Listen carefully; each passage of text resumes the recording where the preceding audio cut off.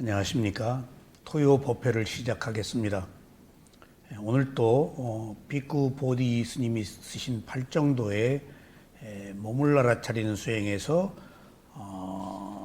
치수화풍 4대를 알아차리는 것에 관해서 말씀을 드리겠습니다. 제가 얼마 동안 수행을 하고 나름대로 조금씩 지혜도 생기고 지식도 생기고 아르마리가 좀 생겼는데 어느 경우에는 그것을 꿰뚫어서 아는 힘이 있어서 깊은 것을 보기도 하고, 어느 경우는 계속 같은 이야기를 해도 10번, 몇 번 계속 하고 나중에야 그 뜻을 알 때도 있고, 그러니까 제가 말한다고 해서 다 아는 건 아니니까 부처님의 가르침, 스승들의 가르침을 말하는 거니까 얼마나 접근하느냐 하는 문제는 또 다른 문제예요. 근데 그렇게 몇십 년을 지내다 보니까 요즘에 스리랑카 스승하고 미얀마 스승을 모시고 이제 또 공부를 하다가 보니까 경전에 있는 그간에 몰랐던 보이지 않는 내용들을 이제 터치하게 된단 말이에요. 그러니까 조금 더 깊게 들어갈 수 있겠어요, 이렇게. 그러니까 그 구슬을 만들어 놓은 것을 이제 꿰는 일종의 과정 같아요, 제 입장에서는.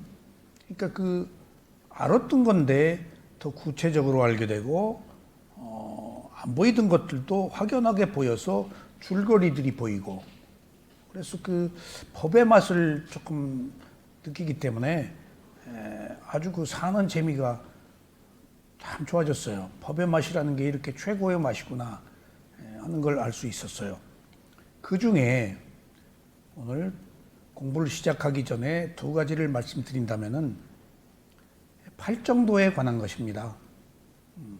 팔정도를 개정해라고 그러고, 사막이라고 그러고, 중도라고 그러고, 위파사나라고 그럽니다. 그런데 팔정도가 고진멸도 사성제의 도성제입니다. 네 가지 성스러운 진리의 도성제예요. 그러면은 고집멸도잖아요. 괴로움이 있다. 괴로움의 원인은 집착이다. 그 다음에 뭐죠? 그 다음에 사성제 중에 세 번째는 괴로움이 소멸한다. 근데 괴로움의 소멸에 이르는 길 도성제가 앞에 들어가야 되지 않아요? 왜 멸성제가 앞에 들어갔죠? 고집 도멸인데 왜 고집 멸도냐고요? 예?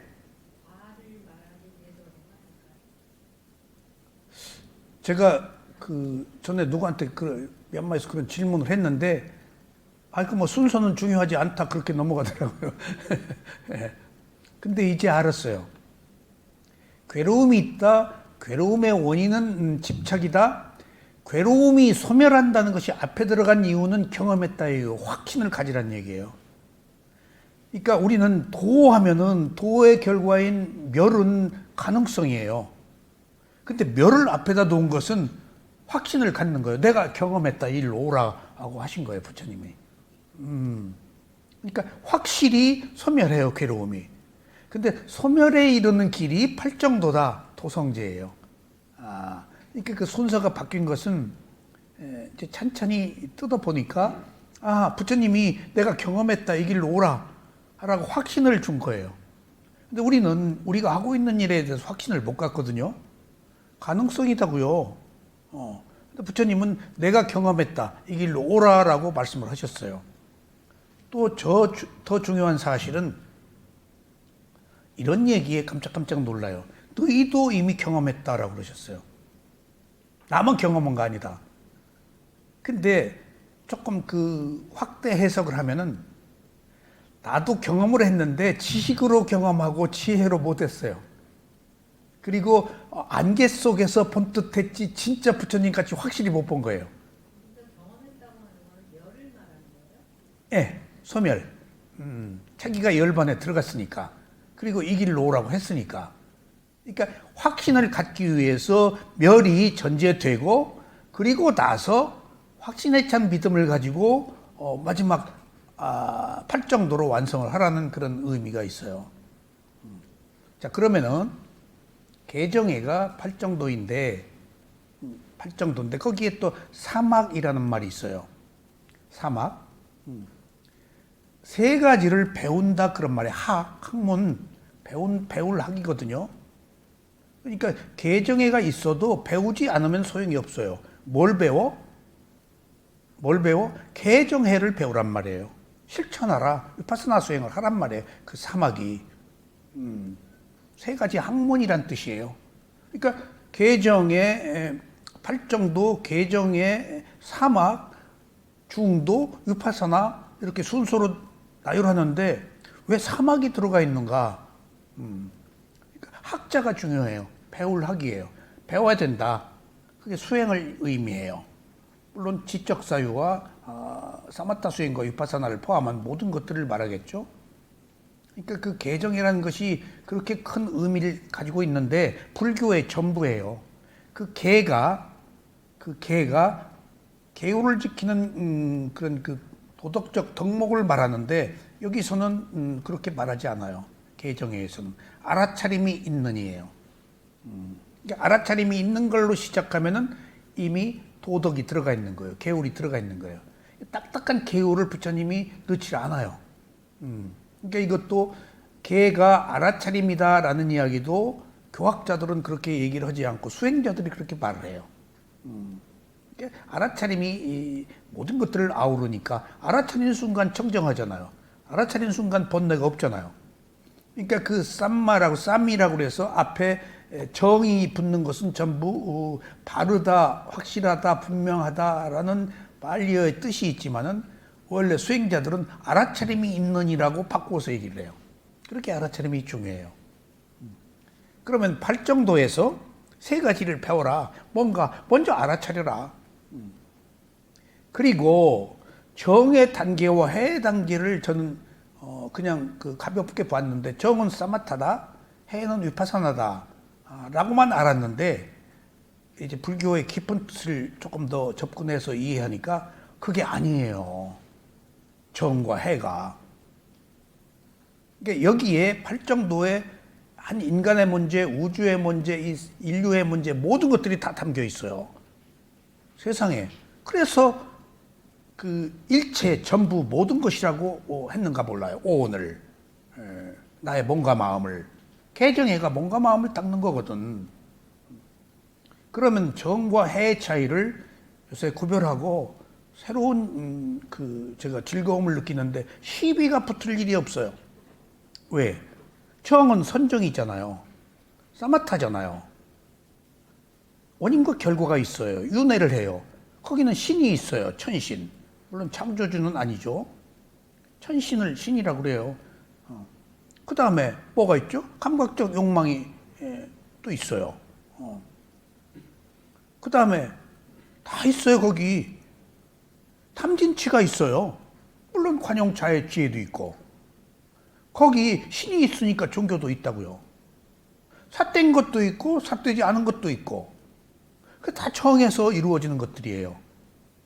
그러니까 모든 문제를 정의 세계에서 아우르고 있는 것들은 현세 우리가 처해 있는 세속적 관점, 세간적 진리 그런 문제를 거기 다 포함하고 있어요. 사기꾼도 있어요. 정에. 선정의 지혜도 있고 탐진치도 있고 거기는 자아가 있잖아요. 그러니까 이 세상에 모든 것들이 불편부당하고 있어서는 안 될 게 아니고 그것은 정의 세계야. 정의 세계에 우리들에게 주어진 이런 사회의 모든 현상들은 없앨 수 없거든요. 그건 세속적 진리라고 부처님이 말씀하셨어요. 그건 있을 수밖에 없어요. 하느님이 그걸 없앨까요? 부처님이 없앨까요? 뭐 공자, 맹자가 없앨까요? 예수님이 없앨까요? 그건 어떤 현상계의 질서예요. 그걸 부처님은 존중하신 거예요. 없애야 될 대상이 아니고 알아차릴 대상이다. 그것을 정으로 규정했어요. 정이다. 아직 해가 없죠? 그러니까 정의 세계에 살면서 붓다가 12연기가 있고 윤회하고 그런 게 모든 게 선악이 다 있단 말이에요. 정에. 차가 있으니까. 근데 해로 넘어가서 무상고무화를 봐가지고 무화가 있고 원인과 결과가 끊어지고 윤회가 끝나고 해탈의 자유예요. 해로 완성이 돼야 돼. 그 해가 위파사나예요. 정이 사마타고. 그러면은 위파사나 수행을 하면서 이제 선정이 아닌 사마타로에서 위파사나로 이제 8정도 중도로 넘어갔는데, 중도는 지혜 수행이라서 위파사나에 속해요. 선정은 중도가 아니에요. 중도라고 하면 벌써 위파사나예요. 있는 그대로 보는 거니까. 여러분들이 있는 그대로 본다는 이야기 많이 들었죠?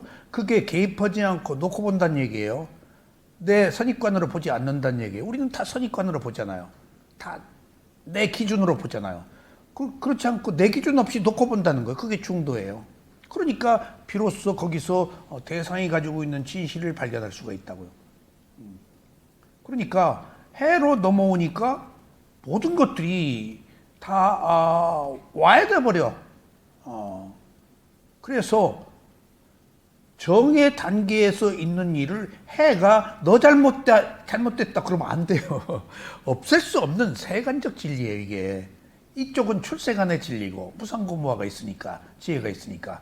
단지 세간의 지혜냐 위파사나의 지혜냐 출세간의 지혜냐의 차이가 있지, 무엇이 똥 묻은 개가 무대 나무랜다고 없어져요?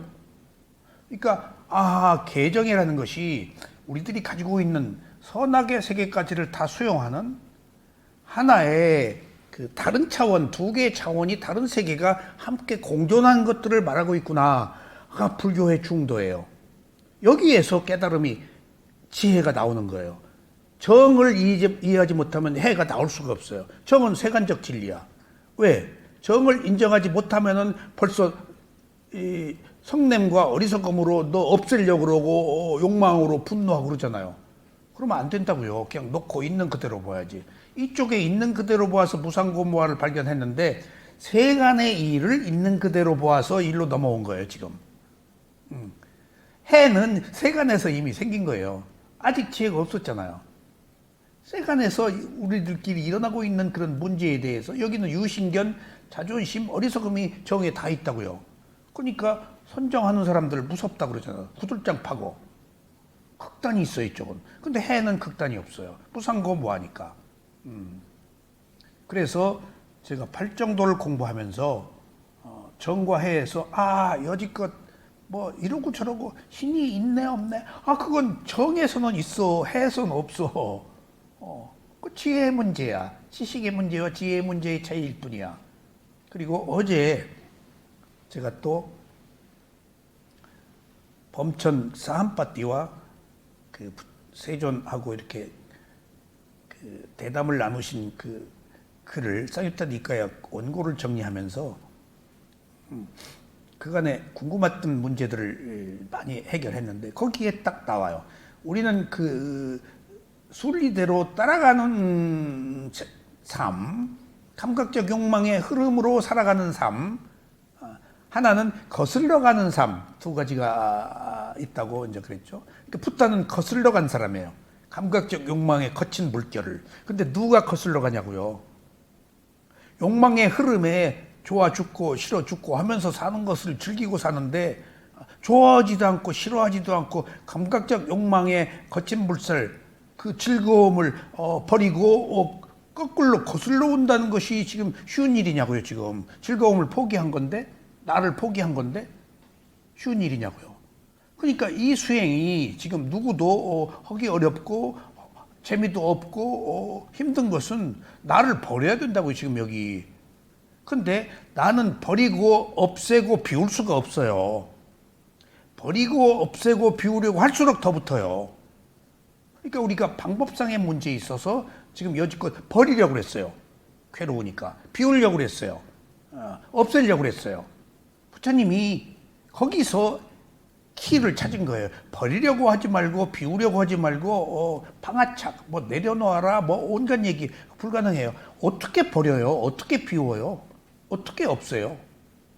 우리는 가득 채우려고 살아왔는데, 채워야 내가 만족하는데, 내가 처음부터 뭐 그렇게 지혜가 났어요?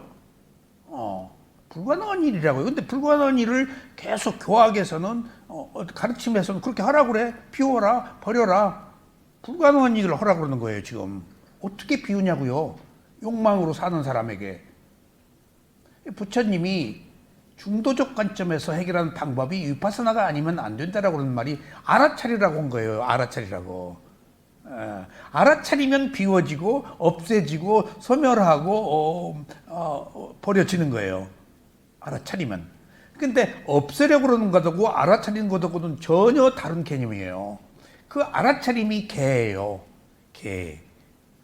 예. 그걸로 시작해서 이제 선쟁의 단계에서 원인과 결과로 윤회하는 세계 속에서 일어나고는 온갖 문제들.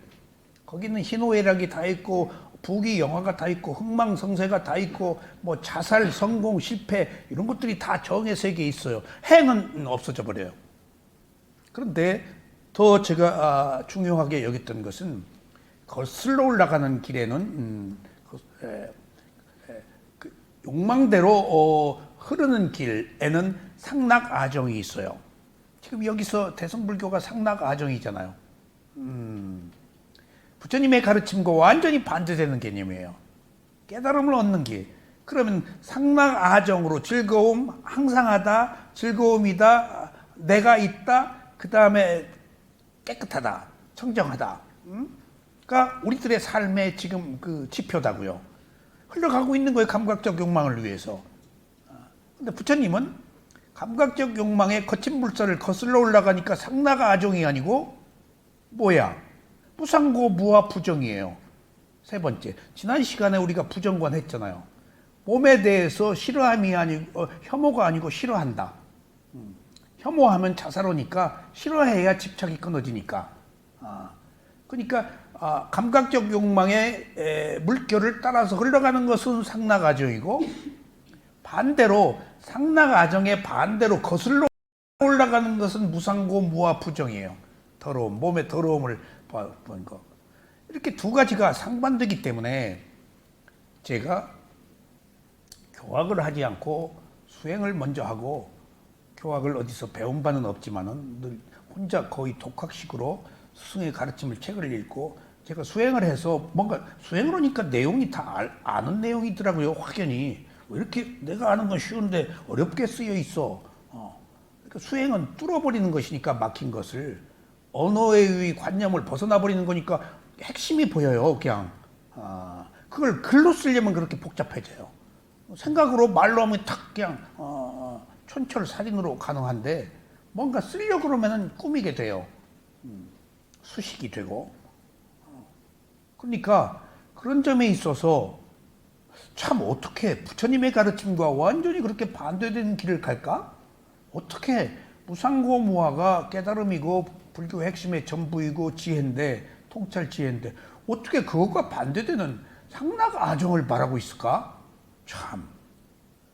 그러니까 심지어 부처님의 가르침을 삿되게 하고 왜곡하는 사람들은 누가 삿되게 하고 왜곡할까요? 부처님을 믿는 사람들이 삿되게 해요. 부처님 안 믿는 사람들은 몰라서 말 못해요. 오히려 부처의 가르침을 따라야 되는 사람들이 부처의 가르침을 왜곡해서 분파를 만들고 문제를 일으킨다고요. 이게 정의 세계이기 때문에 그래요. 거기 자아가 있잖아요. 그러니까 저는 상락아정이 나중에 이제 상락아정이 열반을 의미한다 라는 말을 듣고 조금은 이제 열반의 상태를 그렇게 표현하고 싶어 했구나. 그런데 내가 보기에 상락아정이 열반과는 전혀 또 다른 내용이거든요. 이렇게 보면은 어쨌거나 열반을 얘기하건 불교를 얘기하던 상락아정이라고 그랬는데 이제 거슬러 올라가는 길에서는 무상고무와 부정이고 흐름대로 가는 것에서는 상락아정이 공존하는 거란 말이에요. 지금 우리가 정의 세계에서는 그것을 흘러가요. 그대로. 아직 욕망이 있잖아요. 내가 있으니까. 어리석음이 있고. 근데 해에서는 상락아정이 소멸해요. 그럼 우리가 여기서 어떤 그 가르침을 대할 때 가르침이 표방하는 어떤 진리 그것이 아닌 것이라고 해서 배척할 게 없구나 하는 타협과 평화, 공존을 내가 모색하게 됐어요. 그건 정이구나. 몰라서 그렇구나. 아직 지혜가 나지 않아서 그렇구나. 하는 것들을 이해하게 됐어요. 그러니까 누구하고 불편 부당한 일로 다툴 게 없어요. 좀 연천이 나한테 뭐라 그래도 정의 세계에서 말하고 있구나. 연천이 아주 저건 연천이 해가 들어서 말하고 있네 라고 그 차이일 뿐이야. 왔다 갔다. 때로는 정의 세계에서 말하고 또는 해 세계에서 말해. 세간과 출세간을 우리가 완전히 출세간에 못 가니까 출세간을 한번 건드리는 것만으로도 굉장한 거예요. 출세간 아예 모르잖아요. 계속 출세간 하는 얘기를 듣잖아요. 그러면 이렇게 건드리다가 조금씩 기울어서 이제 출세간 쪽에 팔을 적시는 것으로 가려고 그러는 거예요. 왜? 그렇다면 세간이 없어? 아라한이 돼야 세간 끊어요. 수다원, 사다함, 아나함도 세간 속에 있어요. 윤회하잖아요. 그러니까 이쪽으로 왔더라고 그래도 이쪽에서 이쪽을 이렇게 치고 점점점 무게추가 출세간에서 이제 아나함까지는 이쪽 건드리고 이쪽에 발꼬락이라도 적시고 있다고요. 세간에 아직 윤회하는 세계에 살고 있으니까. 그러니까 누가 세간과 출세간을 구별하기도 힘들고 구별할 필요도 없어요. 함께 살고 있기 때문에 아라한이 되어야 완전히 분리되기 때문에. 근데 누가 무엇을 잘못했다고 그러고 누가 무엇을 좋은 것이라고 말할 수 있겠어요. 그러니까 불교가 이렇게 뛰어난 가르침이구나 하는 것들을 또 개정회를 통해서 세상에 알 수 있었어요. 여러 가지 모든 문제가 다 개정회에서 제가 여기서 다 풀려요. 정치인들은 뭘까요? 정이 강한 사람들이야. 나만 옳다지. 그거 잘못됐어. 죽일 뭐가 아니야. 정의 세계에 자기가 있으니까. 자기 당이 내가 있고 나의 우선 부귀영화가 우선이니까. 정의란 이름으로 말하지만은 자기 정의지 사회적 정의는 아니거든요. 몰라요 사람들이 정의라는 게. 자기 눈에 물대려고 하는 외침이지. 정말입니다. 그러니까 누가 정의라고 표방하는 것은 자기 그 감각적 욕망을 포장하는 얘기들이에요. 정의를 표방하는 사람들은 실제 정의라고 말 안 하고 자기 할 일을 하는 사람들이에요. 그런 것처럼 이 세상에 사막이라는 게 그런 거다고요. 개정이라는 게 배워야 된다는 게. 구별하지 말고 이것은 정의 세계네. 이것은 해네. 조금 낫어 해는. 근데 또 정으로 돌아가. 아직 우리가 원인과 결과가 차이가 있기 때문에 그렇게 보면은 이 세상에 걸릴 일이 뭐가 있겠어요? 누가 누구하고 걸려요? 원수하고 걸릴 일도 없어요. 다 정에서 일어나고 있는 원인과 결과 윤회하는 세계 속에서 선악이 있는 거예요. 이쪽은 악이 없어요. 선만 있지. 퍼펙트하게. 그런 문제에서 개정에 대한 새로운 시각을 갖게 돼서 마음이 좀 편해졌어요. 내가. 그러니까 이런 게 있어요. 진리를 수호함에 있어서 진리를 좋아하면 진리가 아닌 것을 배척하는 강력한 욕망이 또 일어나요. 그게 문제예요. 그러지 말라는 거예요, 부처님은. 그러니까 저한테 처음 바사나 수행을 한국에 처음 들여와서 미얀마가 수행하시고 저희 스승이 우리나라 가장 유명한 스님 밑에서 공부하다가 저희 스승이 굉장히 리버럴하세요. 영어도 잘하시고. 근데 탁 미얀마 가서 바사나 있는 걸 배워가지고 이제 저희한테 얘기해주고 그래서 보내서 이제 수행을 했죠. 근데 나중에 말년에 계실 곳이 없었어요. 근데 이분 성향이 워낙 옳은 것을 얘기하고 그런 것을 배척하니까 적이 생기는 거예요, 이제. 1600년 한국 불교의 전통을 이제 그냥 한마디로 말로 박살을 내는 거예요. 누가 좋아해요? 아직 이걸 배워보지 않은 사람인데 해가 뭔지 모르는 정의 세계에 있는 사람들이 엄감성씨 정에 있는 사람은 해가 틀렸다고 그래요. 근데 해가 있는 사람은 정을 보고 그럴만했네 아직 몰라서 그랬네라고 이해한다고요. 그게 해예요. 정은 해를 몰라요. 가보지 않은 세계다. 근데 해는 정을 이해해요. 그러니까 완전히 해가 안 난 거지요. 한국 불교를 비판했다면은. 아직 몰라서 그런 걸? 그거 어떡할 거예요? 모르는 것을. 그러니까 나중에 뭐 이렇게 조금 계실 곳이 마땅치 않고 또 뭐 그런 일들을 보고 저희 스승을 비난하면은 내가 충심으로 그런 얘기를 했어요.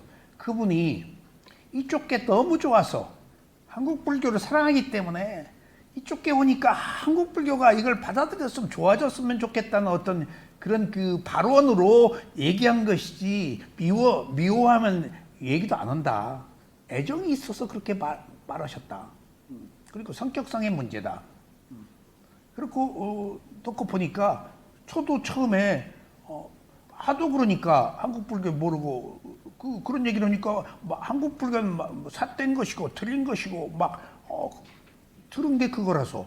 근데 나중에 미얀마 가서 보니까 위파사나 수행을 하고 보니까 그게 아니에요.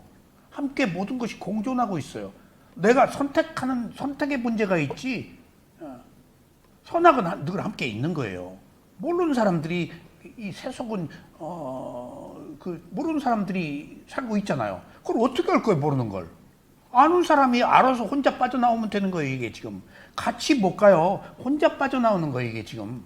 어떻게 같이 가요? 우리 가족을, 우리 이웃을, 우리 인류를 함께 빠져나와요? 나도 혼자 못 빠져나오는데 어떻게 남의 마음을 함께 가? 이것이 깨달음이에요. 이게 해탈의 자유고. 혼자만의 문제다고요, 이게. 그래서 불교는 한 인간의 괴로움을 해결하는데 모든 초점이 맞춰져 있어요. 근데 저기 한자로 정자가 고요할 정자 아닌가요? 바를 정자. 아니 개정의 그 집중을 의미해요. 고요함. 사마디는 고요함, 마음이 한 곳에 머물러 생기는 고요함을 의미해요. 사마디가 집중인데 고요한 마음의 집중이에요. 고요함이 꼭 들어가야 돼요. 그 고요함 속에 참진치도 있고 현재 그 세속의 어떤 그 현상을 해가 안 났으니까. 억누른 고요함이야. 위파사나는 억누르지 않는 놓고 분리해서 본 고요함인데, 어쨌거나 여기는 그 고요함의 세계라는 말씀이시죠? 네, 고요함인데 억누른 고요함이야. 함께 있어. 아직 그 불씨가 있어. 해는 근본 뿌리까지 없어져 버린 거야. 열반으로. 그래서 그 집중이 수행의 단계라고 해야 되나? 뭐 그런 차원으로 저는 보여지는데요. 아니 그것도 포함되는데 이제 수행의 차이는 집중의 차이예요. 어떤 집중이냐? 근접 집중과 근본 집중은 선정이고 찰나 집중. 찰나 집중. 그러니까 억누르지 않고 놓고 보고 있는 그대로 보고 개입하지 않는 그런 모든 형태의 집중을 그건 위파사나에 속해요. 그거를 그냥 속죄로 보기에는 그 정의라는 거를 속죄로 보기에는 조금 애매해서요. 아니 애매할 거 없어요. 그 이론적으로 들어갈 문제가 아니에요. 뭐 이론적으로 말씀드리는 게 아니, 그러니까 그 이론이에요. 그러니까 그걸 정 안에 모든 게 포함되어 있어요. 정 안에 선악이 함께 있으니까 거기 자아가 있고 신이 있고 윤회가 있고 원인과 결과가 있고. 근데 이쪽으로 넘어오면 다 없어져요. 원인과 결과도 없고 나도 없고. 근데 이제 부처님께서 가르치는 것은 그 정의 해의 단계가 아니더라도 어쨌거나 선하려고 노력하라는 의도가 굉장히 짙잖아요. 아니에요. 그렇지 않아요. 마지막에는 일로 오라는 것이에요. 일로 오지 않으면 정의 의미가 없어요. 근데 그것을 일로 오는 것을 강력하게 드러내진 않아요. 그래서 처음에 무상 고무화도 무상만 얘기하지 고무화는 얘기하지 않으세요. 왜냐하면 괴로움이 있다라는 것은 사람들이 싫어하는 것이고 내가 없다는 것은 더더군다나 싫어하는 일이야. 그러니까 자연스럽게 무상고무화는 변한다는 하나의 그 지혜가 성숙되어서 변하기 때문에 괴로움이 오고 괴롭기 때문에 해결하려고 해도 안 되는 무아의 일련의 성숙 과정이 있어요. 그러니까 이건 지혜에 관한 문제라서 이론으로 설명이 안 돼요. 내 인식의 범주를 벗어난 어떤 그 연결이 있어요. 자, 그래서 이제 그러면은 이제 개정에 대한 이야기 됐죠. 또 하나 제가 오늘 여기서 말씀드린 얘기 두 가지 이 의미를 제가 오늘 말씀드리려고 했는데 오늘은 지난 시간에 제가 12처 18개 제가 개인적으로 쓴 원고를 가지고 공부를 했죠. 교재가 아니고. 근데 자 그러면은 괴로움을 해결하는 문제, 개정에 대한 핵심적인 그 지혜의 마지막 단계, 그 다음에 부처님의 가르침의 총체적 사상을 딱 한 가지로 요약하면 무엇과 무엇의 차이일까요? 이게 딱 여기서 나와야 돼요. 오늘. 여러분들이 이제 여러분들이 이제 부처님의 가르침의 핵심이 무언가 오늘 여기서 아셔야 돼요. 너무 엄숙하고 장엄하네. 딱 핵심이 뭐예요? 존재와 비존재에 대해요. 존재와 구성 요소의 문제예요. 그러니까 존재는 정해 있어요. 존재는 내가 있잖아요. 나라는 존재. 근데 여기서는 그 존재를 뭐라 그런 줄 아세요? 대승불교에서는 중생이라고 그래요. 근데 빨리어에서는 중생이란 말 안 쓰고 존재라고 그래요. 사페사타 그 모든 것 존재. 근데 이 존재라고 이제 놓고 보자고요. 그러니까 모든 살아있는 모든 생명이 일종의 존재죠. 힌두교의 존재냐 부처님의 존재냐의 문제예요. 힌두교는 아트만이 있어요. 항상하다. 존재가 있어요. 영혼이 있어요. 그것을 주도하는 실체가 있어요. 존재가 존재로서의 어떤 가치는 자아가 있고 항상하고 변하지 않고 하는 그런 그게 아트만이에요. 그 브라흐마 어떤 그 창조주 개념의 최상위 개념. 그러니까 브라흐마 크샤트리아 비신이 시와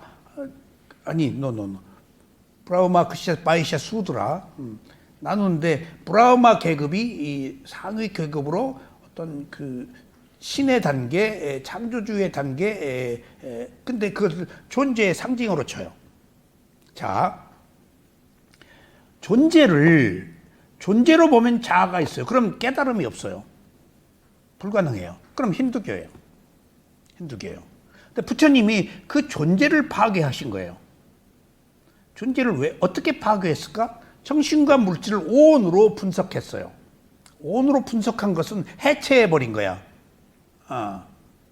몸은 32가지의 물질로 구성되어 있고 또 물질로 구성되어 있으면서도 물질을 보지 않고 지수화풍 4대 구성 요소로 봐라.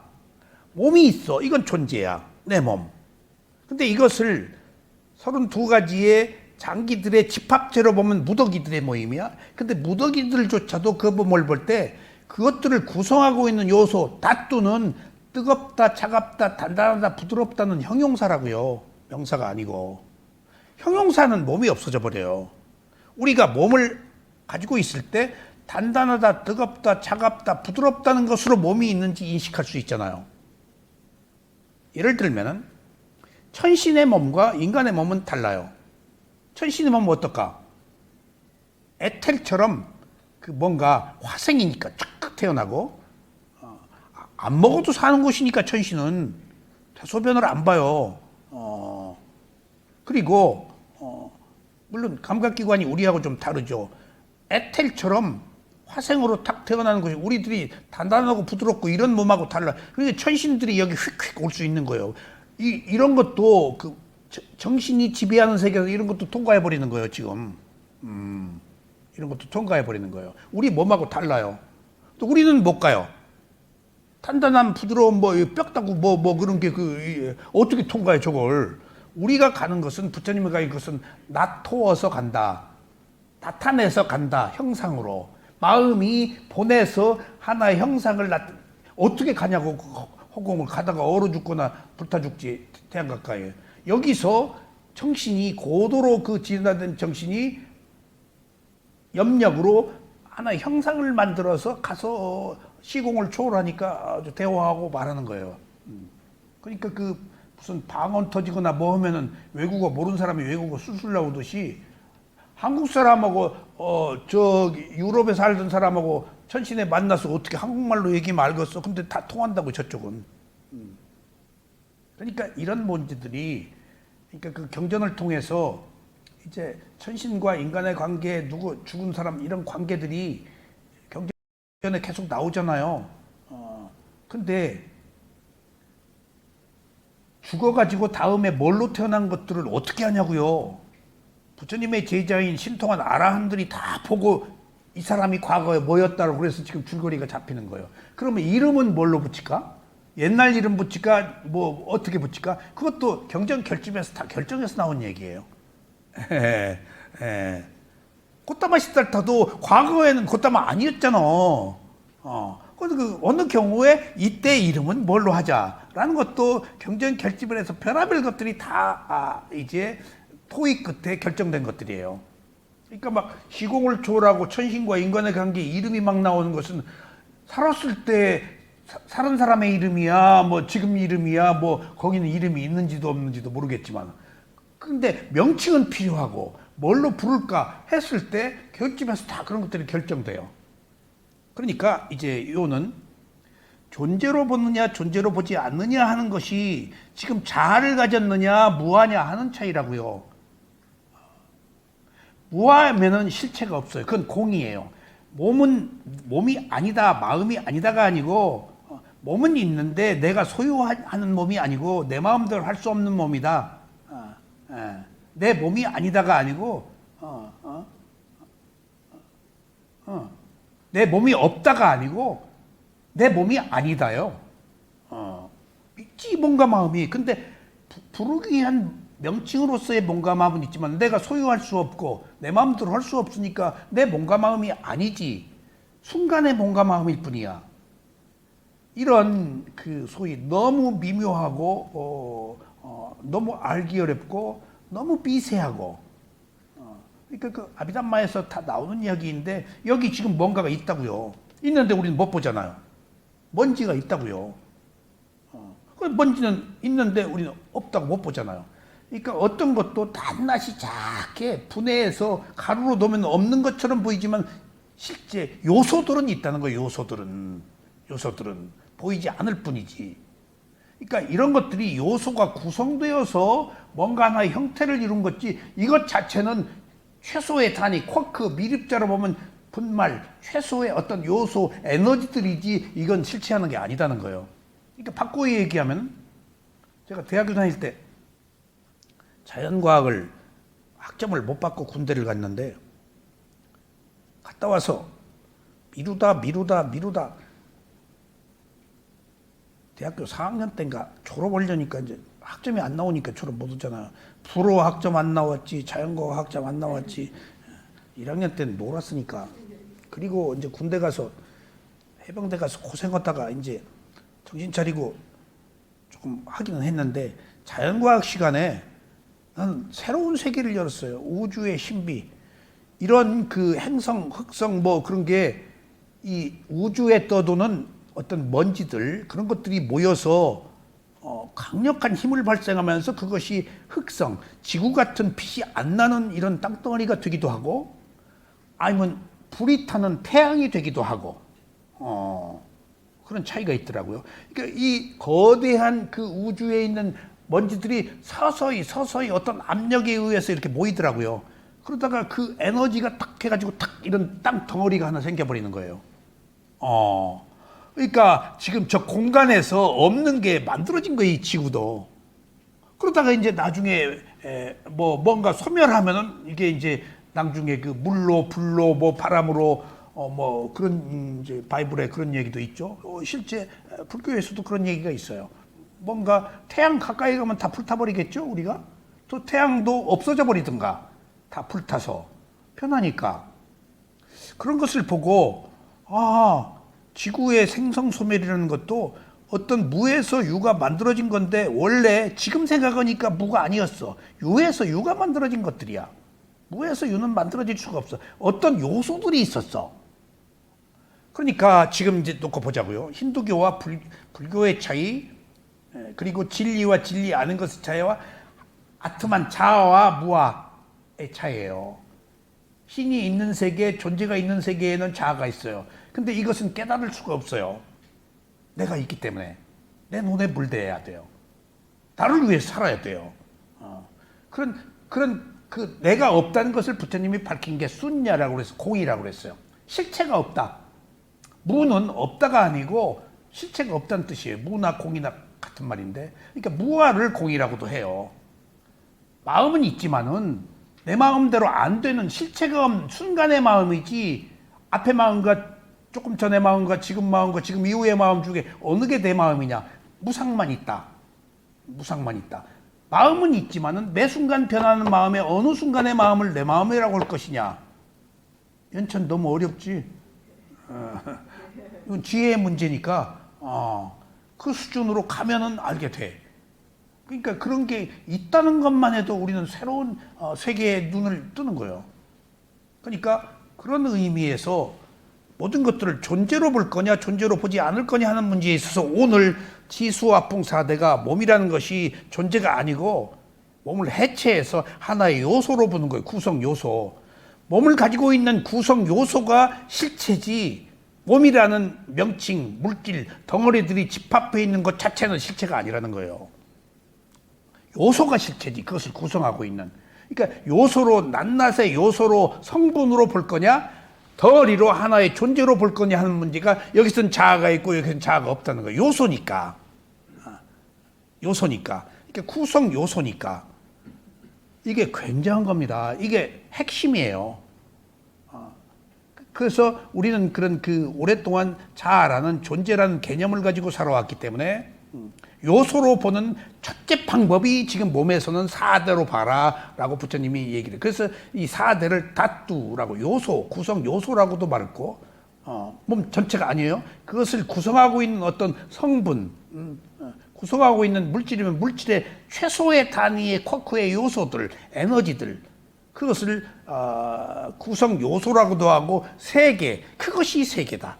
그것이 전부다. 실제. 근데 이 전부는 보이지 않지만은 최소의 이런 어떤 에너지들, 구성 요소들이 모여서 뭔가 형태를 이루었다가 또 때가 하면 해체돼. 몸이 그대로 있어요. 해체되지. 다 썩고 문드러지고 피부화해서 땅 속으로, 허공 속으로, 공기 속으로 다 과거의 기억 속으로 흘러버려. 해체되는 거 아니에요? 또 그것을 또 어머니 아버지에 통해서 업의 결과로 또 모아서 한 생명이 생겼다가 또 때가 되면 그것들이 이제 분해되고 해체되어서 지금 다음 시간에 나오는 9가지 그 묘지 시체를 알아차리는 것이 그런 일련의 탄생과 소멸의 과정들을 이제 보는 수행이 또 있다고요, 부처님이. 그러니까 지금 그 전에 오늘은 몸을 요소로 보는 것 이게 재미가 없어요. 한데 재미가 없더라도 이해를 하셔야 되는 것이 그냥 몸으로 보지 않고 몸이 구성하고 있는 단단하다, 부드럽다, 차갑다, 뜨겁다라는 것이 무엇을 의미하는가? 사대가 그 어떤 성품 요소를 말하지 땅이라는 성품을 가진 요소들. 근데 이 사대는 부처님만 얘기한 게 아니에요. 힌두교에서도 얘기를 했어요. 이미 베다 그 철학에서도 그러니까 인도 그 세계 철학의 중심이 인도거든요. 우파니샤드, 베다, 그다음에 그 힌두교 저 경전은 뭔 줄 아세요? 바가바트기타. 굉장히 내용 좋아요. 아르주나 그 전쟁하는 이야기예요. 그게 딱 예언하고 너무 좋은 이야기예요. 그게 이제 그런 상징적인 이야기들이 한 인간의 존재에 대한 진실을 말하고 있는데 그건 존재를 주장한다고요. 신이 있기 때문에. 근데 부처님이 그 존재를 깨부셔서 이제 새로운 전법을 폈는데 너무 포교가 안 되니까 부처님 돌아가시고 살아계실 때는 다 그냥 옳다 그러다 해서 그냥 다른 6가지 이교도들이 다 부처님 제자되고 산자야 뭐 그다음에 누구 뭐 자이나교 다 부처님으로 왔는데 부처님 돌아가시니까 이제 부처님만한 지혜가 난 사람이 없으니까 그걸 주도하지 못하니까. 그리고 또 부처님이 중요한 사실은 그러니까 하나하나가 부처님이 존재를 인정했어요? 하지 않았어요? 인정했어요? 안 했어요? 인구나 씨. 안 했죠? 그러면 사람을 믿으라고 그랬어요? 가르침을 믿으라고 그랬어요? 예? 가르침을. 부처님이 후계자를 정하지 않으셨어요. 존재를 인정하지 않은 거예요. 존재를 인정하지 않았는데 후계자 정하면 존재를 또 세운 거예요. 그러니까 그 이후에 교단이 어떻게 가든지 그건 사람들의 문제이지 원인과 결과의 문제이지 특정한 존재를 내세워서 그 존재가 가지고 있는 문제로 어떤 온갖 또 부처님 같은 지혜가 나지 않았을 테니까 온갖 문제의 연루가 돼가지고 그 가르침조차 훼손할 수가 있단 말이에요. 그러니까 존재를 없애버리고 가르침만 남긴 거예요. 그 가르침도 왜곡할 사람은 하고 하지 않을 사람은 하지 않고 어떻게 그게 최선의 방법이었다고 느꼈어요. 제가 또 한 가지는 스리랑카 스님이 오셨을 때 교수님이 오셨을 때, 부파불교가 생겼을 때 저는 그렇게 생각했어요. 제가 수행을 했기 때문에 수행자는 교학이나 교리나 이런 거에 연루되지 않거든요. 몰라서 그랬네? 알면 되지? 라고 그런 교학적 문제를 담대하게 뛰어넘고 통과해버리는데, 부파불교가 생겼을 때, 부파불교가 생겼을 때, 아라한들, 수행자들은 그 부파에 참여 안 했을 거다. 교학자들이 했을 거다. 학문으로 서로 옳다 농공 행상을 하고 그러다. 그게 늘 궁금했어. 근데 내가 마침 스리랑카 교수님이 오셔서 대중부, 부파불교를 할 때 거의 떨어져 나간 사람들 중에 그 사상을 추종하는 사람들 중에 아라한은 있었냐? 아라한이라면 안 갔을 텐데. 그러니까 아라한이 아니고 수행을 안 했기 때문에 어떤 그 이론에 매몰돼 가지고 분파를 하고 혼란하게 했을 텐데, 부처님의 가르침은 벌써 왜곡하고 딴 길로 가는 거거든요. 그랬더니 교수님 얘기가 그건 모르겠다. 그 얘기가 너무 좋았어요. 그건 모르겠다. 근데 그 중에 아라한이 있었지 않겠느냐? 라는 말에 내가 그 말의 진위 유무를 떠나서 내가 하고 입이 벌어졌어요. 아라한에 대해서 너무 지나친 기대를 했던 거예요, 우리가. 아라한이 자기 탐진치를 해결한 사람이지 부처님만큼의 최상의 지혜가 난 사람이 아니에요. 자기 탐욕성 내 머리석음에 번뇌를 불태운 사람이지 모든 걸 다 아는 사람이 아니에요. 벽지불도 지금 다 알아도 설법을 못 하는데, 아라한이 자기 문제 해결한 사람이 뭘 얼마나 꿰뚫어서 알고, 그러니까 그쪽 그룹에서 새로운 부파가 생겨서 파가 갈라졌더라도 자기 탐진치를 해결한 사람이니까 갈라지든 말든 갈라지면 갈라지고 안 갈라지면 안 갈라지고 그것이 아라한에겐 중요하지 않아. 그 속에 있었을 수도 있어. 아라한이었다고 그래서 너 이러면 안 돼 라고 부파를 일으키지 못하게 하고 새로운 사상에 대해서 이유를 제기하고 그러면 안 되라고 나설 필요도 없어. 자기 문제 해결한 사람이니까. 그러니까 여기서 내가 얼른 느낄 수 있었던 것은, 내가 아라한에 대해서 지나친 기대를 했구나. 그 말을 왜 하는가 하면, 여러분들이 부처님에 대해서 지나친 기대를 하고 있다고요. 부처님이 모든 것을 하느냐. 거기서도 내가 이번에 사함파티와 부처님의 대화 속에서 부처님이 내 몸이 피곤하고 그래 나 힘들고 그래가지고 나 도저히 내가 이 말 못 알아들었으니까 들겠으니까 내가 법문 안 해야 되겠다 라고 한 것을 두고 제가 몇 년을 그냥 끌탕을 했단 말이에요. 어떻게 부처님이 그럴 수가 있을까? 아니 깨달았단 자가 위 없는 깨달음 없고 스스로 어떻게 자기 피곤하다고 그만둬? 나보다 못하네. 난 목젖이 내려도 나오는데 심지어 이런 그 오만한 생각도 들고, 어떤 때는 부처님이 하도 제자들이 괴롭히니까 3개월 숲속으로 들어갔는데 나는 누가 괴롭혀도 그냥 다리를 끌며 절며 여기 졸며 나오는데, 부처님은 3개월 동안 꼴 보기 싫다고 피어져. 다 그게 방편이고 드러내 보이는 가르침의 하나의 유형이었는데 내 기준으로 판단한 거예요. 부처님을 내 기준으로 아라한을 생각한 거예요. 그러니까 우리가 경전을 공부하고 이런 것을 존재를 부정하면은 있는 그대로의 진실인데 아라한을 존재로 본 거예요. 부처님을 존재로 본 거예요. 부처가 존재를 부정했는데도 나는 부처를 존재로 본 거예요.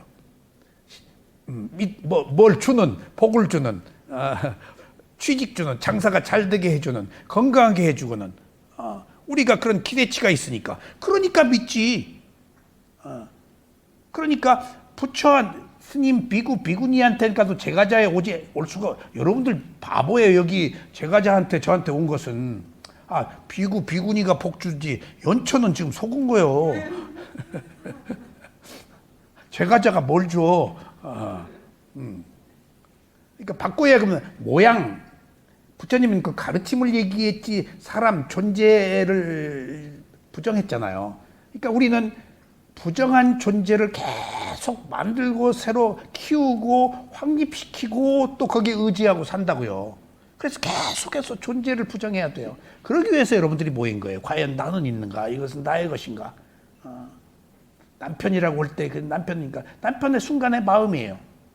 그래서 내가 비근한 예로 운전할 때 전에는 막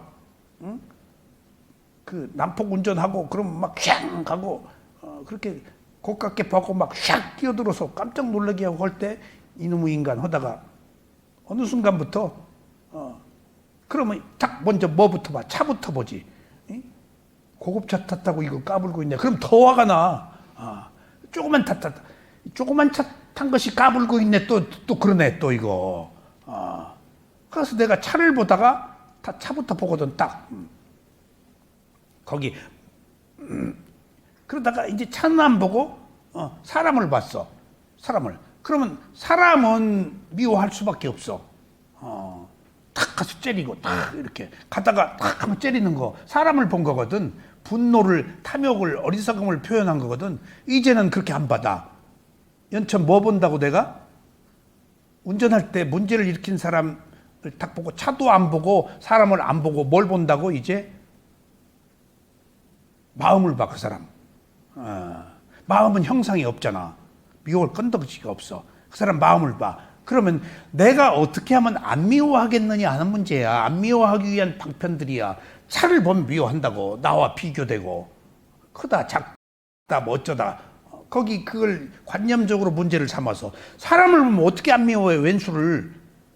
근데 마음을 보면 비물질해서 이렇고 저렇고 할 게 없어. 그런데다가 그 마음을 보고 한 수 더 떠서 또 거기다가 뭘, 아이고, 저 어머니 돌아가셔서 저 마음이 바빴네. 지금 저 어머니 돌아가신데 연락받았어. 그러니까 저기 죽을 똥살똥 가지. 그럼 끝이야. 그러니까 어떻게든지 존재를 해체할 때 우리가 괴로움으로 벗어난 출구를 찾을 수 있다. 이 얘기예요. 그 시작이 부처님이 여기서 몸에서는 지수화풍 4대라는 구성 요소를 얘기한 거예요. 그렇게 깊은 뜻이 있어, 이게. 해체해서 무아를 알게 하기 위한 거예요. 그래서 자꾸 분해하는 거예요. 예? 6가지 감각, 온, 6가지 감각기관, 6가지 감각대상, 6가지 아는 마음. 그게 그 중에 어느 것이 나냐고. 자동차, 지금 그 2만 가지가 모여서 자동차인데 2만 가지 중에 어느 게 자동차냐고요. 비행기는 몇만 가지 부속이 모여요? 예? KF-21, 예, 우리나라 만들잖아요. 30만 가지 부속이 모인대요. 30만 가지. 그러면 비행기 하나 만드는데 거기에 파생되는 사업, 그 노동, 그 산업, 그 인력들, 그 기술들이 축적돼 가지고 지금 그러니까 부속들이 그렇게 많이 모였다는 것은 그 산업 그 전반에 그 뭔가 그 경제의 부흥이 함께 가는 거 아니겠어요?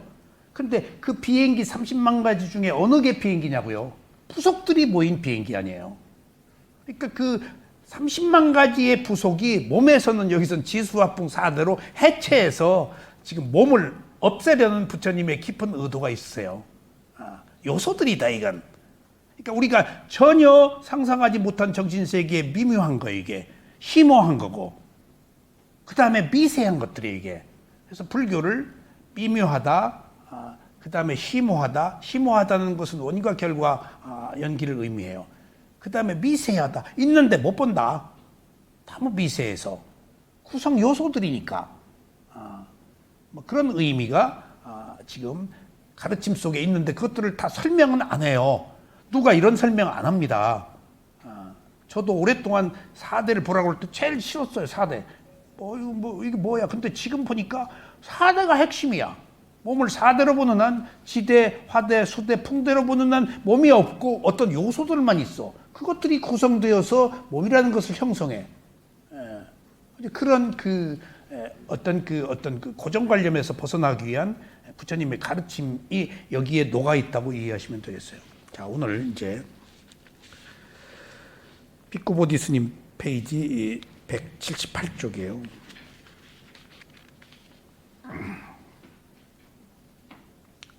그 다음에 분석적 관법 수행은 몸을 또 다른 방식으로 다룹니다. 그러니까 분석적 관법 수행이라는 게 위파사나를 얘기해요. 위파사나는 관법이에요. 마음으로 본다. 근데 지금 이렇게 해체했잖아요. 4대로 해체해서 보는 것도 오온으로 감각기관, 감각대상 6가지 아니면 다 해체한 거예요. 분석한 거예요. 왜 분석했지?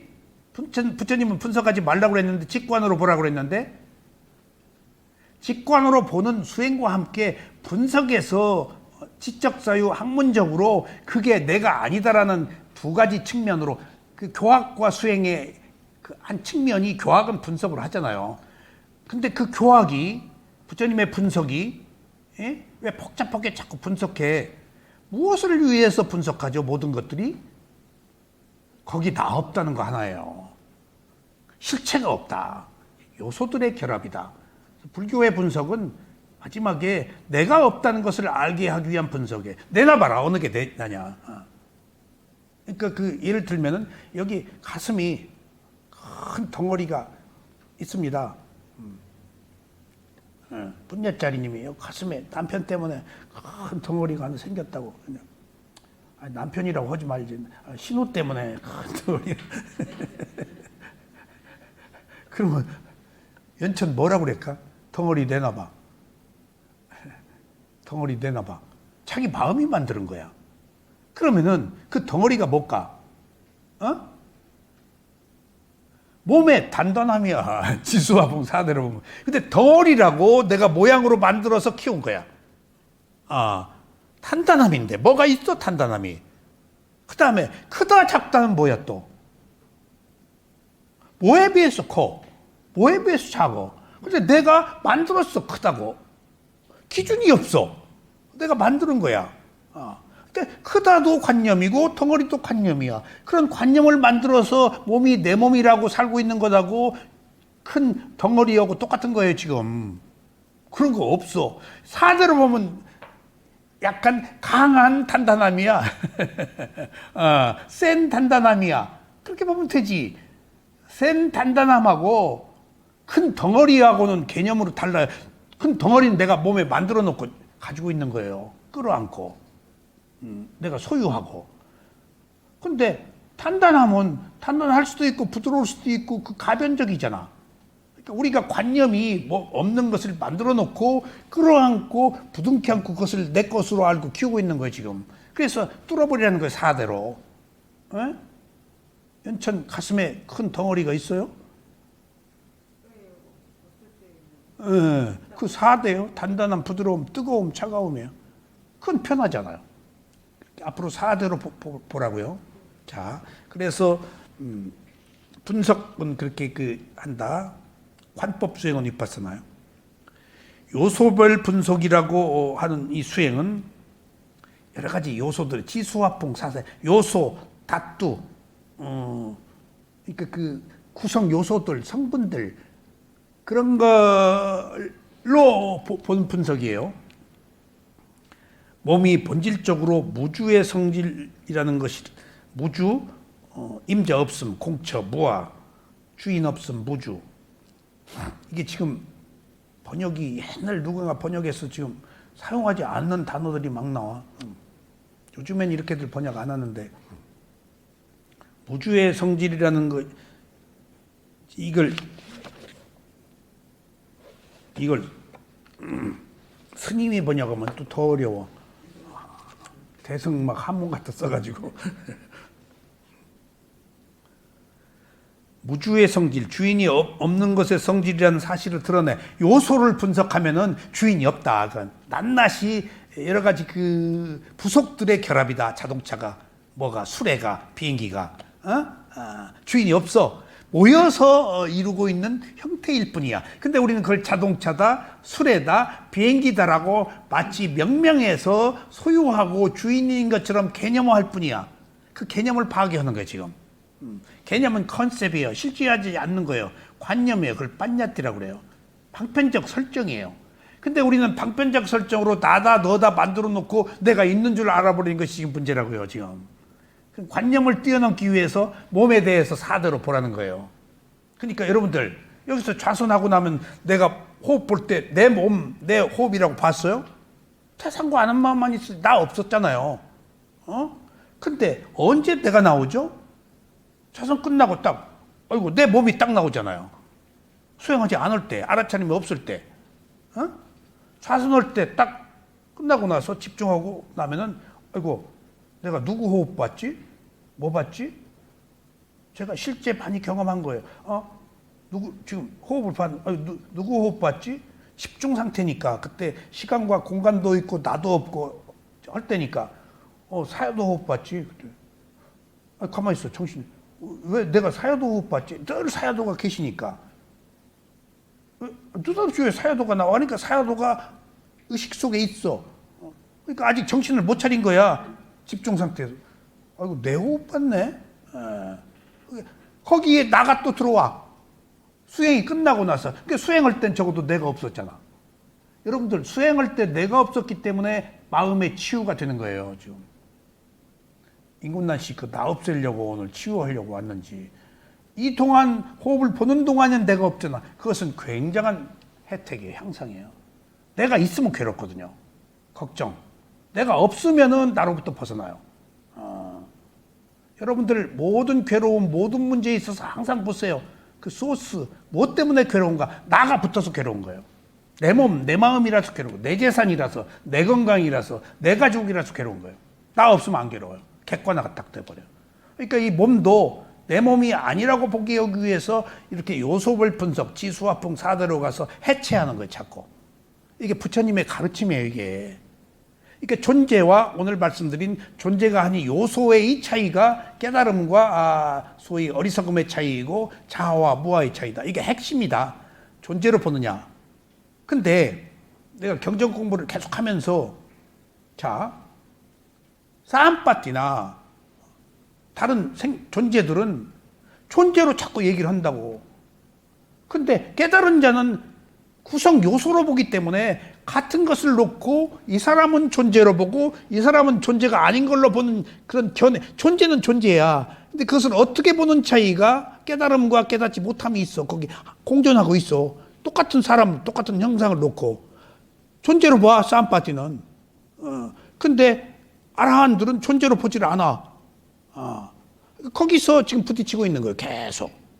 그건 부딪힐 수밖에 없어요. 개념과 리얼리티, 실제의 차이니까. 이 존재가 아닌 것은 리얼리티예요. 존재라고 보는 것은 설정한 개념이고 컨셉이다고요. 컨셉은 실제하는 게 아니고 그렇게 하자고 만들어 놓은 방편적 설정이에요. 그러니까 그런 이 사회의 온갖 문제들에 우리가 부딪혀 있어요. 존재로 볼 땐 늘 부딪히는데 존재가 아닌 리얼리티로 보면 일어났다 사라진 연속적 현상, 무아이기 때문에 하등에 부딪힐 이유가 없고 괴로울 이유가 없어요. 그래서 이 수행을 배워야 된다는 얘기예요. 내가 괴롭지 않으려고 그러면. 오늘 이해가 되세요? 저 삼성에서 오신 분. 예. 오늘 얘기가 좀 너무 깊게 들어가서 죄송해요. 충분히 이해가 되시죠? 예. 이 몸뚱아리가 자기라고 생각하는 내재적 성향에 대처하기 위해 왜 요소를 분석하느냐? 이 몸뚱아리 내 몸이다라고 대처하기 위해서. 이런 표현이 비쿠보디 스님이 잘하신 거예요. 이건 경전에 이런 말이 없어요. 딱 뭐 사들을 보라고만 나왔지 이렇게 풀어서 설명 안 해요.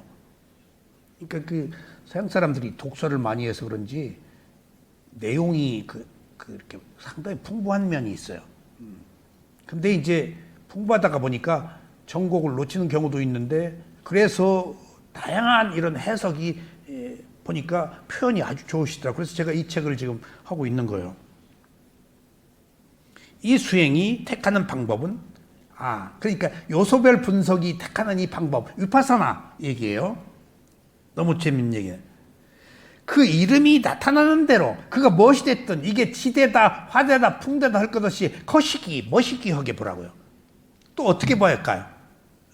그냥 천냥. 옛날 그 판소리 할 때 내가 피아니스트 임동창 씨하고 같이 판소리를 김덕수 씨한테 판소리를 하는데 자기는 그냥이고 자기 여자는 전향이라고 해서 그냥 전향. 거시기 뭐시기요. 명칭 붙일 거 없어. 그냥 그 느낌이면 돼.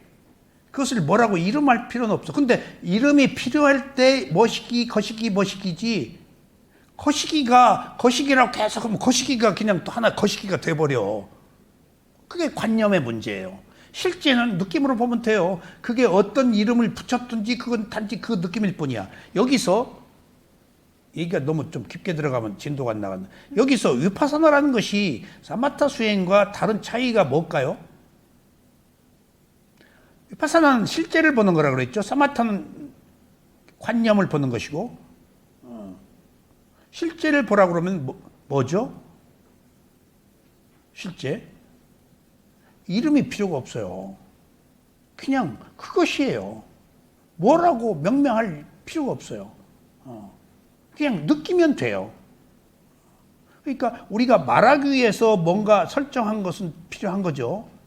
단지 뭐라고 나 너라고 차이가 돼서 분리하려고 한 건데 어느 순간 나도가 생겨버린 거예요. 내가 이제 나 너를 거시기라고 하잖아. 거시기 뭐시기. 그럼 거시기가 내가 되고 뭐시기가 너가 돼버려. 그렇게 개념이.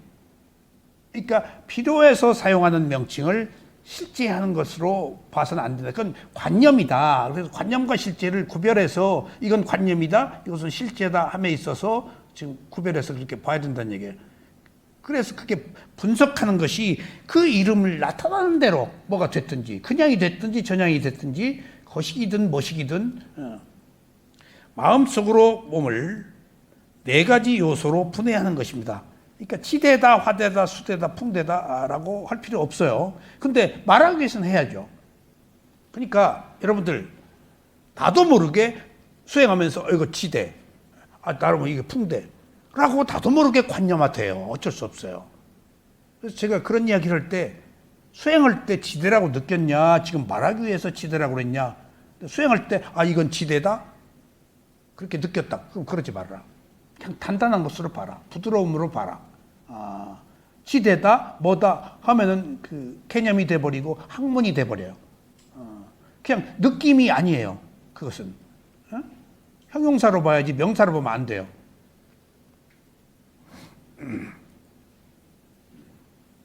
이 네 가지 요소란 옛날의 용어로는 지수화풍이라고 부르지만, 자, 이제 또 나왔어요. 이것을 컨셉 크게는 지수화풍이다. 이것은 힌두교에서부터 인도 여러 가지 사상들이 존중한 거예요. 4대는. 근데 이제 비쿠보디 스님이 이걸 얘기해요. 지수화풍이라고 부르지만은 실제 지수화풍도 관념이야. 근데 그 리얼리티는 뭘까? 사실은 견고성, 유동성, 열기, 운동성. 이게 견고성은 지대예요. 유동성은 수대, 물 흐르니까. 그 다음에 열기, 화대, 운동성은 풍대. 이걸 그래서 4대를 대자를 요소라고 말하는 그런 성품, 성질을 말할 때 대자, 다투라고 해서 대로 쓰는 거예요. 그러니까 땅이라고 보는 게 아니에요. 땅이 가지고 있는 요소와 같은 성분으로 구성 요소로 보는 거예요, 지금. 그래야 알기 쉽게 설명하지. 이 세상은 4대로 모여 있으니까 모든 존재하는 것들은 이것도 지금 풍대 움직이고 있어. 분야짜리님, 지구가 지금 허공에 떠 있어요? 어디 붙어 위에 올라가 있어요? 떠 있어. 왜 떠 있죠? 중력 때문에 그게 풍대예요. 움직이잖아요. 움직이는 자체 에너지 때문에 그 엄청난 땅덩어리가 안 떨어지고 지금 공중에 떠 있는 거예요. 자체적 그 힘으로. 바람의 요소 때문에 움직이고 있잖아. 움직이면서 지금 힘을 분산시키고 허공에 떠 있는 거예요. 이것도 다 진동하고 있어. 그러면 진동하고 있으면 언젠가 없어지고 썩어가고 소멸하고 있는 거예요. 모든 형태, 몸만이 아니고 모든 현상이 지수화풍 4대가 다 있어요. 다. 그런 의미에서 견고성, 유동성, 열기, 운동성 물질의 네 가지 주요 형태의 양상을 표현한 것입니다. 4대라는 것이. 견고성은 몸의 장기, 근육, 뼈 등에서 몸의 견고한 부분에서 가장 분명히 볼 수 있는 것이고, 그러니까 견고하다, 지대, 단단하다라고 하면 부드러움이 함께 있어요. 이게 그 소위 상반된 두 가지예요. 그러니까 우리 몸이 지수화풍 사대로 구성되어 있어요. 그럼 죽음은 뭘까요? 죽음을 부처님은 지수화풍 사대의 변화로 봤어요. 죽음은 뭐냐? 단단하다, 부드럽다 해서 부드럽다, 단단해진다. 수대, 증발한다. 화대, 뜨겁다가 차가워진다. 풍대, 움직이다가 안 움직인다. 그래서 어느 수행자 저하고 같이 공부하는 분의 어머니 돌아가셨을 때 상주한테 얼마나 상심하셨습니까? 이제 상주하고 뭘 맞대고 상주가 지수화풍 사대의 변화입니다. 그때 킥킥 웃어. 상주가 웃으시면 안 됩니다. 그때 상주가 웃으면 안 된다는 것도 관념입니다. 그래서 나도 웃었다니까. 조크지만은 그러니까 실제 사대의 변화라고 그랬어요. 죽음이란 게 딴 게 아니다. 움직이다 안 움직이는 거예요. 풍대 호흡 있다가 호흡 없는 거예요. 이게 큰 거 아니에요. 그리고 그 에너지가 또 새로운 에너지로 가서 또 윤회하는 거예요. 두려워하지 마. 왜 두려워하지 말지? 지금 좋은 데 갈 준비하고 있잖아. 그리고 내 의지대로 못 살아요. 업의 과보가, 업의 수명이 이미 결정돼 있어요. 몇 살까지 살도록. 부처님도 80이 업의 수명이었어요. 더 살 수 있다고 그러셨어요. 부처님이. 내 신통한 힘이 있잖아. 업의 수명 받아드신 거예요. 부처님이 말씀하셨어요. 내 더 살 수 있는데. 그러니까 그것이 돌을 던져서 머무는 상태가 업의 수명이에요. 그러니까 내 업을 과거에 얼마 동안 살아라 라고 우리 몸과 마음의 에너지가 이미 결정돼서 딱 나와요. 몇 살까지 살도록. 뱃속에서 죽든가 태어나서 죽든가 몇 살까지 죽든가 어떤 조건들에 대해서 이미 결정돼 있어요. 그러면 먼저 업의 수명이 끝나면 뭐가 끝난다고? 다음에 업의 수명에 의해서 이제 한 인간의 몸과 마음으로 와야지. 업의 수명이 결정돼. 그러면 업의 수명 속에 뭐의 수명이 두 가지가 포함되어 있어? 몸과 마음의 수명. 두 번째는 업의 수명이 결정되면 마음이 더 살고자 하는 의지가 없어져 버려요. 생을 포기해요. 조건을 받아들여. 마음이 두 번째 받아들여. 수명을. 세 번째는 몸이 마음에 의해서 움직이고 종속돼 있으니까 몸이 지금 마음 따라가서 마지막에 호흡이 끝나고 마음 따라가서 몸도 기능이 이제 다운돼 버려. 그래서 차가워지는 것이 마지막 죽음이에요. 차가워지는 것 몸이. 그러니까 화대로 끝내는 거지. 그 세 가지 요소가 작동을 하는데 이게 업의 과보로 결정되는 것이 나의 의지로 되는 게 아니에요. 무아해요. 내 마음대로 안 돼요.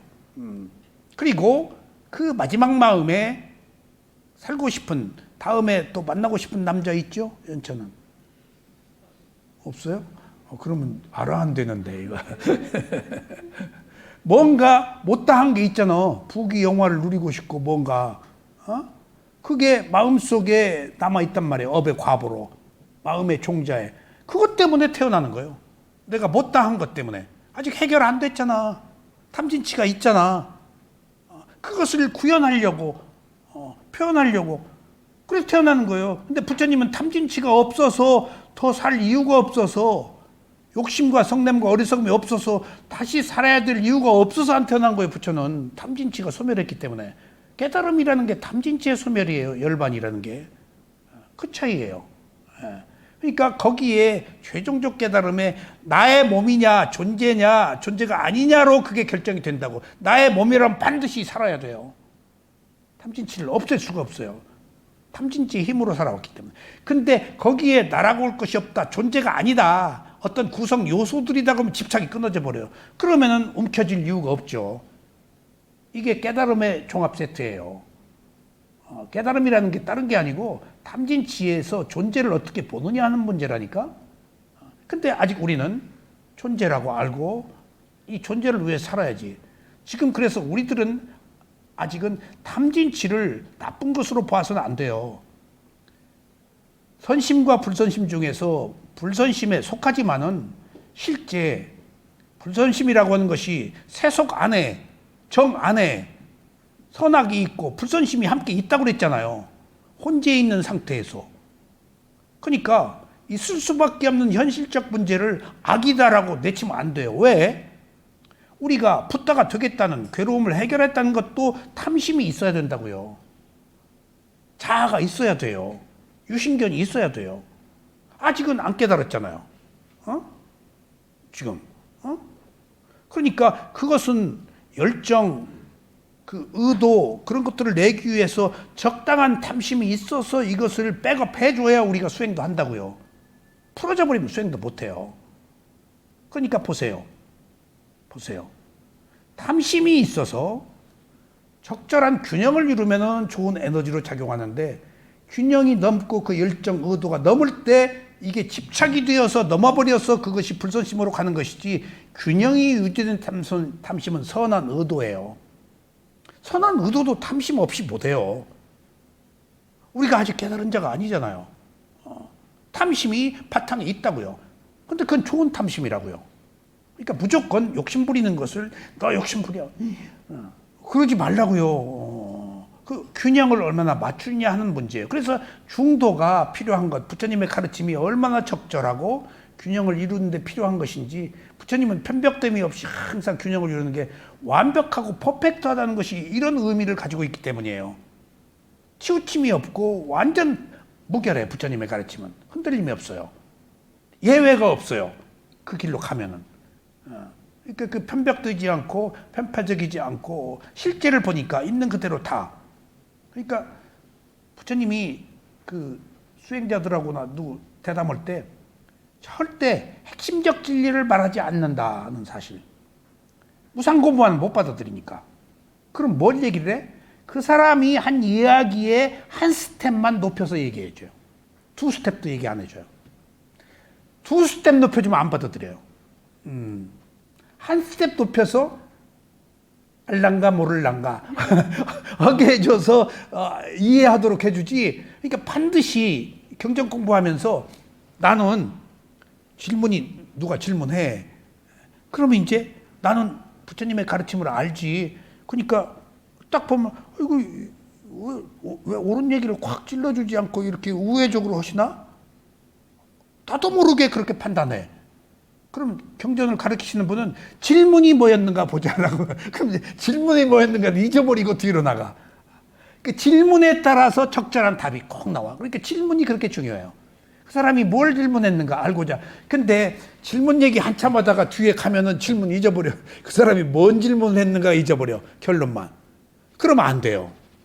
질문에 따른 결론이 필요한 거야. 이게 이렇게 부처님이 위대하구나. 그 사람에 맞추어서. 그러니까 우리가 생각하는 그런 붓다가 아니고 모든 걸 알고 완벽한 분이라서 가장 시의적절한 그런 그 방편을 쓰시더라고요.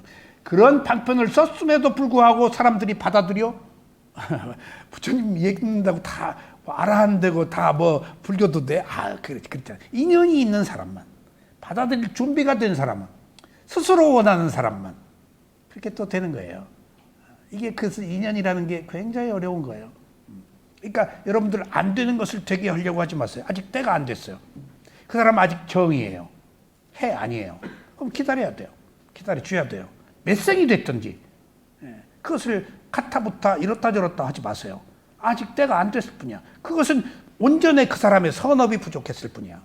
선업이 백업하면 깨요. 그리고 팍 터져요. 그런 차이를 어떻게 인간의 힘으로 안 된다고요. 그래서 때로는 무리한 것이 화근이 되는 것처럼, 죄송합니다. 그래서 중도가 필요하다는 거예요. 적절한 거. 여러분들 무슨 일이 꼭 되기를 바라지인데 오히려 여러분들이 되지 않아서 더 큰 이익이 얻는 것을 몰라요. 만약 그렇게 됐어. 그러면 내가 죽을 수도 있고 큰 손실이 있을 수도 있어. 안 돼서 더 큰 이익을 보고 내가 지혜가 생긴 것을 여러분들은 몰라요. 왜냐하면 물질을 우선하기 때문에, 정신을 우선하지 않기 때문에.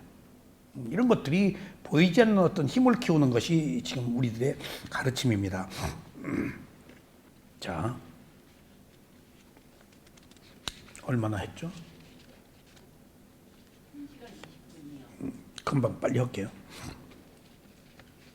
견고성은 몸의 장기, 근육, 뼈 등에서 몸의 견고한 부분에서 가장 분명히 볼 수 있고, 유동성은 몸속에서 액체, 열기는 체온에서, 운동성은 호흡에서 볼 수 있습니다.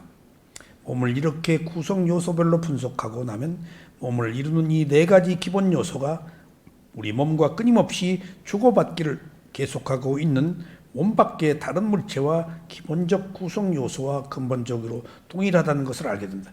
이렇게 할 때 이 몸이나 저 몸이나 같다. 여기서 해결되면 저 몸도 해결돼요.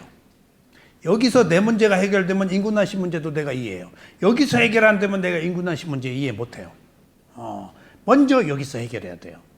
예, 여기서. 그러니까 이것과 그것은 같으니까. 그래서 밖에 나갈 필요가 없다는 거예요. 나가면 내가 있어요. 그리고 관념으로 봐요. 여기를 볼 때 실제를 봐요. 파사나 수행이 자기 몸과 마음을 보는 이유는 관념이 아닌 실제를 보아야 되기 때문에. 관념엔 답이 없어요. 무상고무화가 못 나와요. 근데 자기 몸은 실제예요. 몸은 실제야. 실제를 볼 때 그것이 가지고 있는 성품 요소를 보고 무상고무화를 할 수 있어요. 여기서 말하는 사실은 지수와 부이라는 것이 무상고무화를 다 드러내고 있는 거예요. 형체가 없잖아요. 그것은 변하잖아요. 그건 괴로움이에요. 그건 내 마음대로 안 돼요. 조건들의 결합이기 때문에. 예. 그러니까 이런 요소들이 다 통찰지혜, 무상고무화를 얻게 하기 위한 전 단계의 과정이고, 이런 요소들의 단계적 과정의 지혜를 통해서 나라고 오랫동안 알아왔던 내가 아닐 수도 있구나 라는 것들을 조금씩 알아가는 게 수행입니다. 그리고 어느 순간에 아무리 노력해도 안 돼. 그러면 딱 사물의 이치가 보게 돼요. 그래서 제가 늘 말씀드리지만은 나를 중심으로 이 우주가 생겼죠. 그래서 뭐 이론론, 이원론, 오원설, 원소설도 있지만은 20세기에 와서 실존주의가 나를 중심으로 저게 생겨버렸단 말이에요. 그러면은 나를 중심으로 생겼다는 것을 볼 때 지금 중심이 신에서 나한테 온 거 아니에요. 근데 이것은 좋았어. 근데 나를 중심으로 오면 또 에고가 돼버려. 그래서 나를 중심으로 본 세계와 한 가지가 세계 속에서의 한 나도 함께 봐야 돼요. 내가 세계 속에서의 한 티끌일 뿐이야. 내 60평생은 문틈으로 말 타고 지나가는 것과 다름이 없어. 그러니까 천상에서 천상의 2, 3일이 여기 60, 70이에요. 천상이 이제 욕계 천상은 모여 사니까 새끼 무새끼는 혼자 살고, 모여 사니까 같이 그룹끼리 모인대요. 도솔천에 가면 은현 씨 올지 모르겠네. 네. 인사하자고. 불교도들이 주로 도솔천에 간다네. 모여 살다가 누가 없어졌다 왔대. 그래서 진짜 어디 갔다 왔어? 아, 나 인간으로 갔다가 지금 한평생 살고 왔다고. 시간 차이가 그렇게 달라요. 그러니까 우리가 이런 그 관념 세계와 실제 세계의 차이를 우리는 모르는데 부처님이 이런 속에서 다 드러내고 있어요.